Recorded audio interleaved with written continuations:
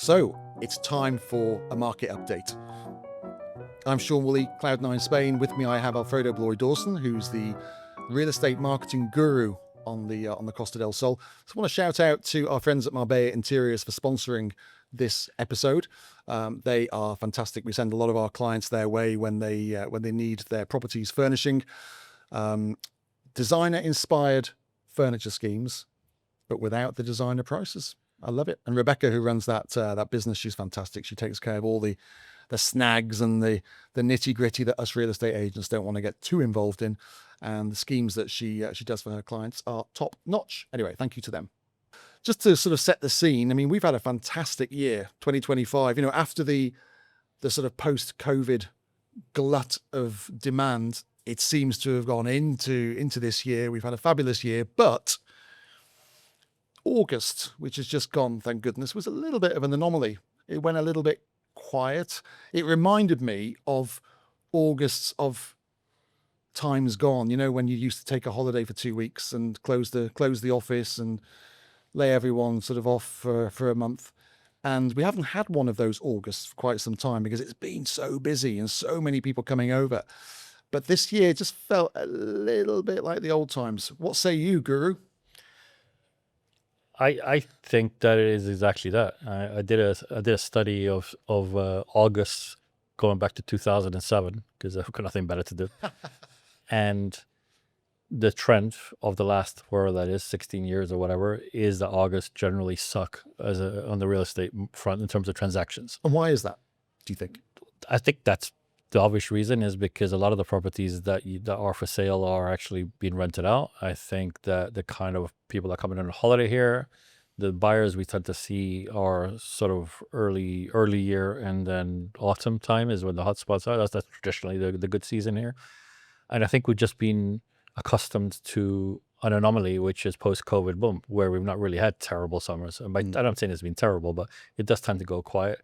A lot of agents take the opportunity to take a little bit of time off, recharge, rethink the batteries and that. And you know, so normally there are fewer sales happening in August on the coastal areas, Costa del Sol, where we are. So it's the fact that you've had a quietish August is a good sign for me because it shows that the market's normalizing. I mean, I think one of the things that we forget, because COVID was 5 years ago now, you know, so it was a while ago, right? No, making me feel old now. And I don't know if you recall this, but you know, 2019 before COVID, the last quarter was kind of a bit subdued. It wasn't for fire. The sort of post crash boom kind of peaked 2017, 2018. By 2019, we were already talking about it was normalizing again. We were having the same conversation back then about the market cooling and things being a bit more normal. And by the end of 2019, we were kind of going like, you know, what's 2020 going to be like? Yeah, that's right. A little bit. And then the world stopped. Yeah, then the world stopped, and we thought, oh my gosh, this is will they ever come back? Yeah. They came back. They came back with in force, and they came back 3x, because of all the things that changed. So August, what I can do is I can give you some stats on what the market is doing for Spain and the coast. Just before you do, just to provide a sort of on the boots on the ground kind of view. I mean, as I say, 2025 has been fantastic. July was really good. It was just that August was just a little bit sticky. September, we're already seeing the quality of inquiry improving. Like you say, in those shoulder seasons of spring and autumn, you tend to get very serious buyers because they're normally not bringing the kids along. They're not combining it with a holiday. They're treating it as a business trip. So it makes, I think, the degree of intent is certainly there. Do you think this is just, I don't know the answer to this, but do you think that the reason why traditionally September onwards is better, one of the reasons is that they just had summer and now they're back to their home countries, and they're probably as motivated as they're going to be any time in the year to make that their permanent home? Or not? I don't honestly know if there's as much thought that goes into it as that. I just think that people have certain periods of the year, don't they? Yeah. It's like early September, get the kids back to school. And then as you get into September, as I say, the serious people start coming over. But August tends to be family time, holiday time. And of course, the big problem that I think we've had down here on the southern Spanish coast is that Europe, and particularly Northern Europe, has had a heat wave this year. You know, I went to the UK a couple of times once in July, once in August. Everyone's really happy because the sun was shining, you know, and I was talking to potential client spots for the Marbella area, really. And they said, why do we want to go to Marbella? It's 30 degrees in the back garden. We've got the barbecue on. So they're not used to it. And I think a lot of people took advantage of the fantastic weather they had. I mean, I loved it. I went to Liverpool and I was doing the ferry across the Mersey in 25-degree heat. It was it was amazing. I haven't done it since. But, you know, I think this all boils down to the fact that for most people who buy here on the Costa del Sol, it's not something they have to do. And it's not something they have to do by a certain date. It's a dream. For some people, it's a pipe dream. But for most people, it's something on their wish list, so it can wait. You know, if there's a heat wave in England and I'm enjoying myself, why do I need to go and buy that property in Marbella that I quite fancy? I'll leave that until maybe later in the year, like you said, when it's a bit cold and grizzly. Yeah, I mean, you could, if you wanted to be look at it that way, you could kind of say, well, what message has come from here this year so far? And if you wanted to be pessimistic, you could say first bit was it didn't stop raining. Then everybody thought tourism and tourists were bad, stay home. And then it was like 5,000 degrees and all the hills caught fire. So you probably would want to stay. And then we have the rentals. Oh, and then you try and buy something and then you might want to rent it out. Yeah. So even though that doesn't reflect the reality on the ground, I think if you have the option to stay domestic because the weather's decent and there's all these negative views, then I guess maybe you do. But I do think that what I said there has some weight in it, meaning, you know, if you think back of when before you moved here, you were never more motivated than when you're sat on holiday with your partner, having a glass of wine, saying, this could be our life. This is the life. Yeah. We need to do something about this. Yeah. This just can't be 2 weeks a year. Yeah. And that emotionally is when you are the most motivated. You might not act on it until the end of the quarter or the viewing or start looking at it. There might be a bit of a gap there, but I can't see a better time to reevaluate your life than when you sat there looking out and you're thinking, imagine we lived here. Yeah. You know? And I think we've still got a lot of those people driving the market forward. So the people who, I suppose, for whom it's a discretionary purchase, they don't need it in their lives. That's one bracket of clients. But the other bracket is people who've made that decision. We are moving. And I think we've seen a lot of those. And that's what's kept the market really pushing forward. We've had a huge amount of wealth invested here, and we've had a huge amount of people emigrating from their home countries to southern Spain, and it's made for a really dynamic environment, and it's called the California of Europe, as you know. And I think that's because of that influx of permanent people from all over the world, and that's what's driven it along, really. Yeah, I mean, the market in terms of nationalities buying is definitely spread out a lot, hasn't it? I mean, I monitor those, and I think we had 34 different nationalities last month. Cloud9 of people inquiring. Wow. Okay. Because I keep an eye on stuff like that. I'm a bit of a geek. And I was amazed. You know, I don't know if I could name 34 countries, but I was amazed by just the breadth of it. It wasn't just Europe. It wasn't just Asia. It wasn't just South America. It was like kind of like all over the place. I mean, that's what is a good thing for the market. That's the great thing for the market. I mean, it's not great for agents that specialize in one market because the volatility is there. But if you, like Cloud9, you sell to all nationalities, then one's up, the other one's down. We know that. The nationality this year in Spain that has really bucked the trend beyond compared to the rest are the Dutch. Okay. So I studied that both for national level, regional level, provincial level. And the Dutch are definitely bucking the trend this year. But they're not just back on. They're third position after the Brits and the Germans. Wow. And I've not seen him in third position ever. I mean, I don't remember all the stats ever. But what's going on behind them? I don't know. But they are, you know. Maybe you can tell us if you're living in the Netherlands. You can tell us what's happening there to make you either want to leave. Maybe there's some tax loopholes. I don't know. I mean, when you look at the top 15, 20 nationalities buying in Spain, it used to be grouped at the top. The top three or so would be 15%, 10%, 9%, and then there were all these little bits, 3%, 3%, 3%.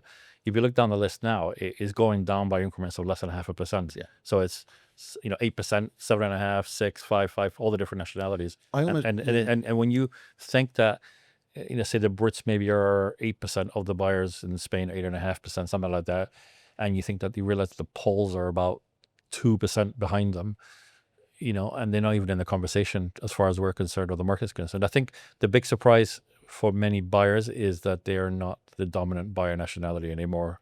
And the Brits obviously are the other ones for that. I mean, you're traditionally a British Anglo-centric one, aren't you? Yeah. I mean, our website is in English, so we attract people who can speak English. Doesn't necessarily mean they're going to be from the UK, but certainly for us, it's interesting because you get these nations that almost you feel are discovering Marbella and discovering the Costa del Sol. The Americans were the biggest example probably from the last couple of years. All of a sudden, having not dealt with probably an American client for the last 20 years, they became our second most dominant nationality. And so it was great because you could help them discover the area. It wasn't that they knew it particularly. So it was almost going back to the heyday of when the Brits started coming here, and you'd have to educate them on schools and the climate and the area. A lot of the Brits now and the Irish and Northern Europeans, they know it. They know Marbella as well as us, some of them. So it's a different type of conversation we have. But with those new areas like the Poles, like some of the Eastern Europeans, like the Americans, they're not too familiar with it. And it's nice to be able to have different conversations. So one of the things that we've seen since COVID, and that applies to this market update, I think, is we've seen a lot of people either permanently relocating here more than before, or at least on a hybrid basis, sort of semi-relocating here. Maybe the kids are in school here and they still have a house. They maybe have the same main residence back in Sweden or England or wherever. One of the things that as a market that we're seeing is the pressures on the local infrastructure, roads and so on and so forth. I mean, it's just, you don't have to be an analyst to see that. You just need to try and drive from Marbella to Porto to San Pedro on any day, and you'll see why. One of the ironies is that, have you seen that they put a speed camera just before the tunnel of San Pedro? Like, you'd be lucky to break 10 kilometers an hour on that stretch. I know, you feel like saying, put it somewhere else. Yeah, so it's just the biggest irony of putting a speed camera in the place where the worst traffic on the coast is. But one of the things that's come as a big news thing in this last month or so is that there's a 1.5 billion refurbishment or expansion going on at the Malaga airport. Now the stats are saying that they're hoping to increase the passenger capacity from 30 million to 36 million a year by 2031. In principle, great thing, because you have to follow the airports for where the market's going. So 6 million more arrivals a year in 6 years' time. Yes, by 6 years' time. So it'll be a gradual thing. Okay. My question to you as a man on the ground is, can Costa del Sol support that? No. I mean, I'm a bit confused by Malaga Airport because it was doing just fine and dandy, wasn't it? And then they built the second runway, which does get used, but I'm guessing maybe 30% usage compared to the main one. I don't know the figure, so I might be making this up. But it was kind of like, did they really need a second runway? Anyway, that's the moot point. And they expanded it already, and it became a lovely terminal and blah blah blah. And now they're looking to do it again, and it's like, wow. I mean, we are one of the main tourist destinations in Europe because we get the weather, but particularly in the summer, July and August. If you live here, you avoid Malaga Airport, certainly in the mornings. Yeah, because all the flights go out in the morning. So you get an afternoon flight if you're going to travel in the summer. And you also avoid certain bottleneck areas. Now, the thing is, yes, everything's getting busier, particularly in the shoulder seasons. People are here on a full-time basis, part-time basis. So there's more footfall, there's more residents here demanding more space on the roads and things like that. And of course, they can't get it.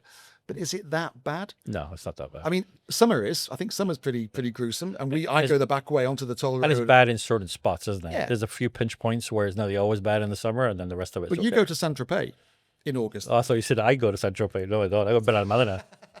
But if you go to any of these Mediterranean hotspots, it's going to be crowded. There's going to be more people. And I think, do you completely change the infrastructure to cope with the demand of those 2 or 3 months a year? Or do you just put up with it, and then the rest of the time's lovely for anyone else who's left behind? I don't know the answer. Yeah.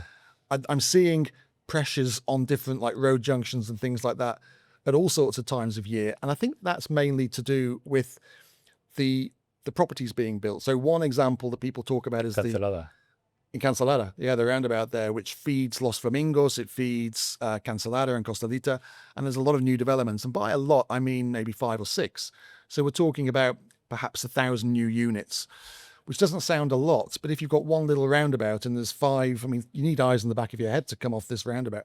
If you've got 5 or 6 lanes coming off this roundabout, that's another 1,000 people to feed is a lot. So I think there's going to be pressure points along the coast, but isn't that down to the local government to go, hang on, we've got a problem in Cancelada because we've got 1,000 new homes going in. We need another way in and out. So I don't know if the Malaga airport thing is, I mean, it's maybe indicative of the problem, but I don't think it's a Right. cause of it. I mean, I remember as a point, I remember when I was growing up here in the 80s, I was going to say the 30s. 1930s. In the 80s, there was no motorway, so it was all the coast road. And in the summer, the trip from, say, Torremolinos or around that area to my father had an office in Gibraltar. That was one road with traffic lights all the way along it, the only road, and it could take hours to go across the coast. So when in the 90s, I think it was when they built the top road, the A7, and then they had some bits of toll road. That meant that I could go from Almadena, where I live, to Marbella like this morning in just over half an hour, and it's a pleasure of a drive. It's not a pain in the ass drive. I think we're very quick to moan, aren't we? Yeah. So I think we, we live in a beautiful place. The surroundings are magnificent. The climate is superb, and we moan because we're spending 10 extra minutes in the car. You go to London or you go anywhere in the UK, you cannot get anywhere. You are on a motorway, and they've got all these smart motorways now. So you're going 50, then you got to go 60, and you got to, and it's like there's someone right up behind you. You're not getting anywhere. And it's raining. And I think for a lot of the clients that you have, it's not city center living really. It's urbanization living. So you're in Montemayor, someone else is in, El Madroñal, and their day-to-day doesn't involve traffic. Maybe they're dropping off the kids at school or something like that, but really it's not like you're trying to move into, drive around Manhattan or something like that, or London, Exactly. It's not a stressful thing. Yeah. I'm 12 minutes from the local supermarket and the beach. Come on. It's not bad. Okay, so let's talk about some things that buyers want to know. And the most common thing they want to know is what's happening with prices. Yeah. I've got some stats. Cool. You can answer your own question. I've got some stats, but I want to know what you're seeing on the ground in relation to them. Yeah. So let's start with Marbella. So there's a stat from Tinsa, who are the main valuers. So we believe them. They're believable. Yeah. And as at Q2 this year, prices were 17.2% up against Q2 of last year in Marbella. That's valuation prices. Yeah? That's the valuation prices. That's 29% higher than the provincial capital Malaga City, which is quite unusual for the provincial city, Madrid, etc., Barcelona, to be cheaper than a town.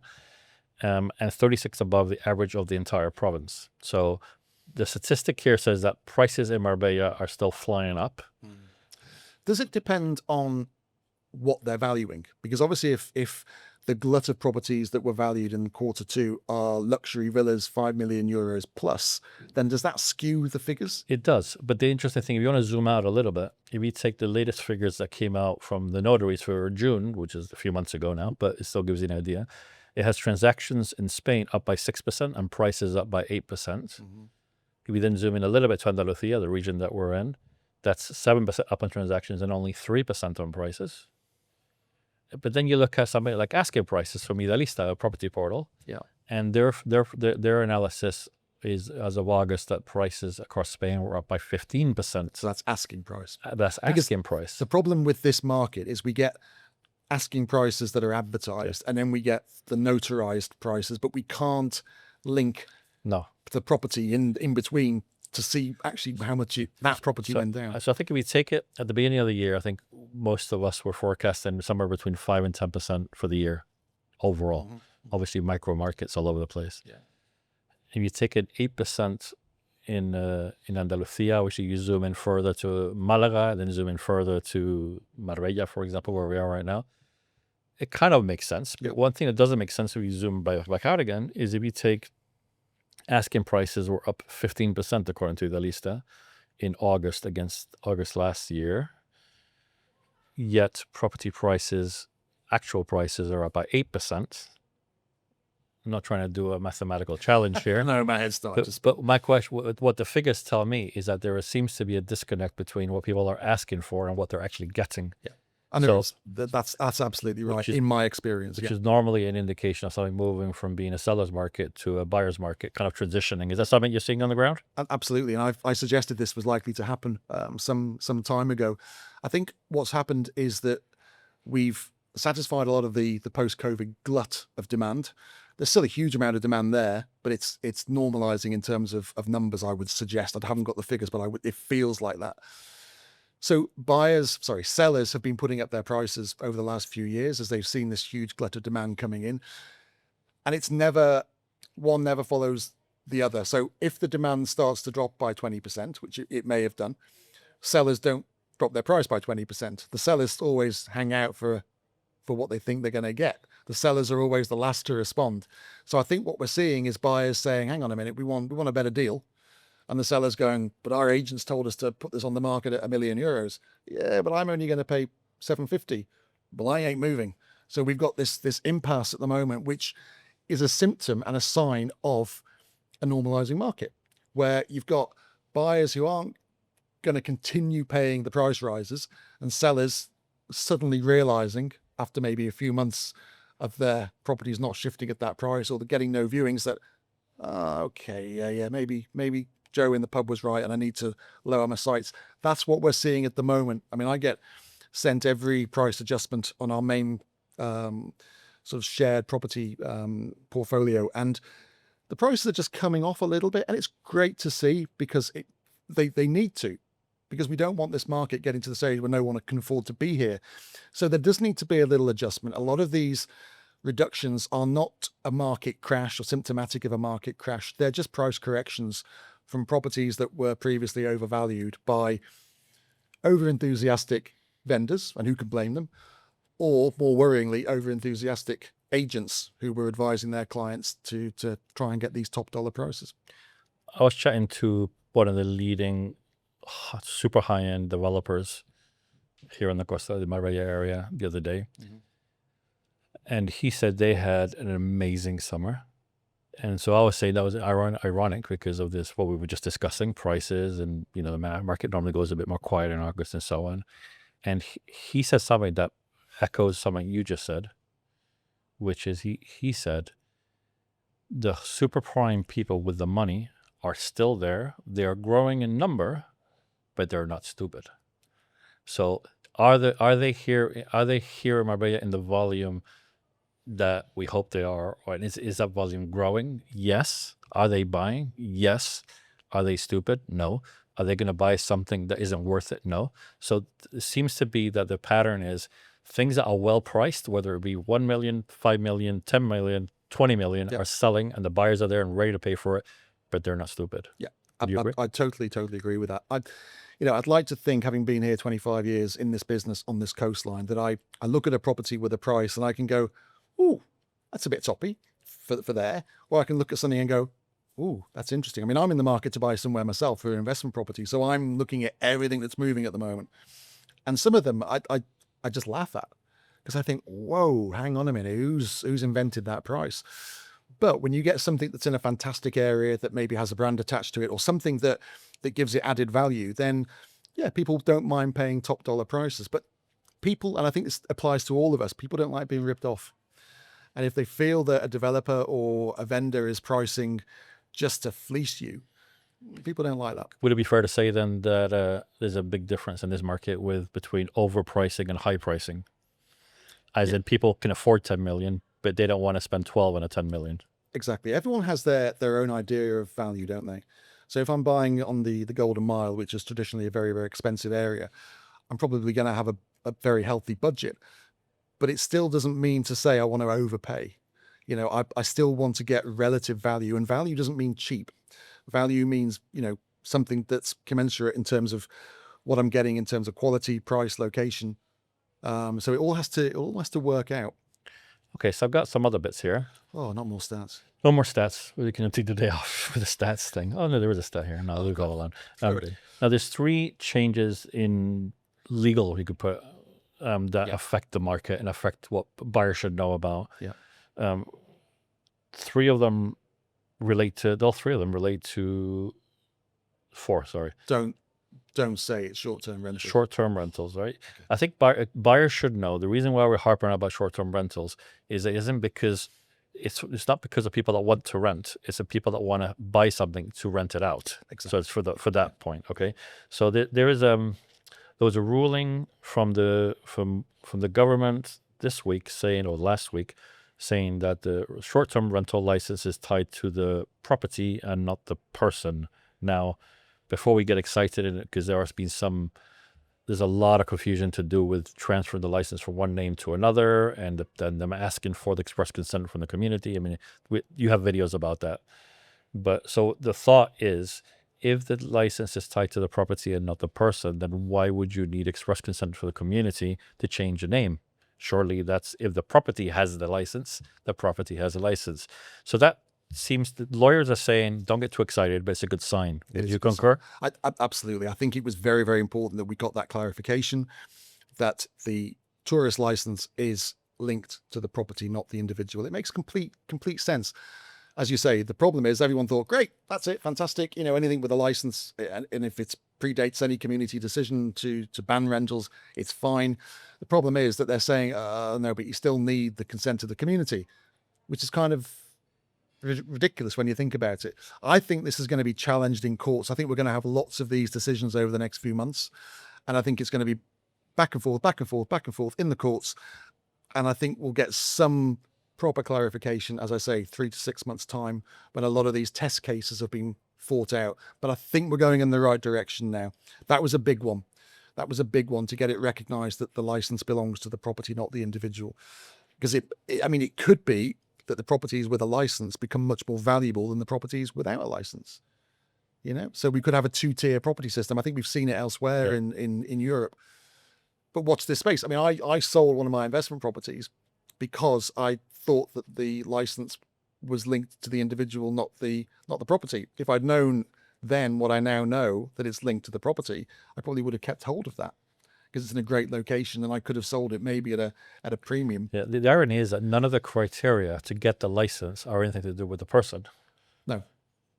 So changing a name, it's not like you're gonna get, they're gonna do nothing to do with the person at all. So does it still comply with all the regulations? Yes, etc. So anyway, watch this space, I think, is on that one. There was another little piece of ruling that said that non-EU residents can now deduct the short-term rental expenses from the tax declaration. Great news. It makes quite a big difference for a lot of the American Brits and people from outside of the EU. Yeah, great news. And more than the financial thing was just the fairness of it. You know, it's the fact that if you're from a different country to me, you end up paying more, or you can't write off certain expenses. It didn't make any sense again. And I'm really glad that has been sorted out. And of course, that sets a precedent in law for, I think, what you may be asking me next, which is this spurious 100% tax that the Spanish government want to, we still don't really know what it is, but want to apply to non-EU speculative investors. But I think the ruling there is probably going to mean that they can't do that. They can't discriminate, I think is what they're saying. They're not going to be able to discriminate against non-EU buyers, which is great. Yeah, that is good. The third mini one, and just for a news factor, is that Malaga City revealed that they're stopping issuing any new short-term licenses, rental licenses, for a period of 3 years. 3 years, yeah. And that was a couple of weeks ago. So that's kind of a sign of things to come in some of the more densely populated areas, isn't it? I think that's a good thing as well, because I think the Malaga short-term rental market has been abused, if I'm honest. I think someone told me, I forget the figure, but it was how many of the rental properties weren't actually legally licensed. It was a horrific level. So I think the next 3 years they'll be cleaning it up, and they'll be getting rid of those that shouldn't be there, in terms of, having the license and they shouldn't have the license, or not having the license but they're being rented out. So I think this is a cleansing period. I think after 3 years I'll probably review it and allow people back into the market. But I think it's probably the right thing to do, because they don't want it to get to the stage that Barcelona did, where it became Airbnb heaven, and the locals just couldn't afford to get a leg up on the market. Okay, so that's it from market news as well as stats. Is there a final point from you to do with the outlook for the rest of the year? How do you feel? I don't think so. I mean, pretty confident, to be honest with you, because we're still seeing a level of demand. I think we're going to see a little bit of friction between buyers and sellers in terms of getting deals away at prices that are right for both of them. The sellers always come last. It's the buyers who kind of force the issue, because they're saying what they're prepared to pay.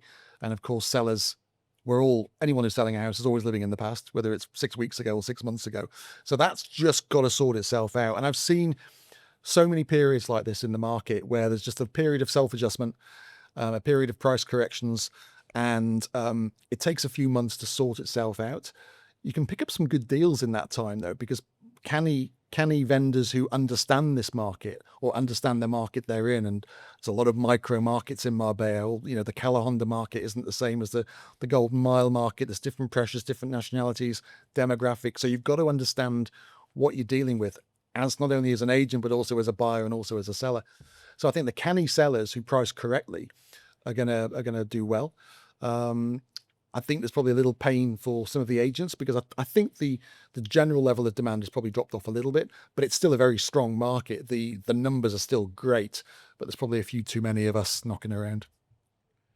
So cautious optimism. Yeah, I would say that's a very good phrase to use.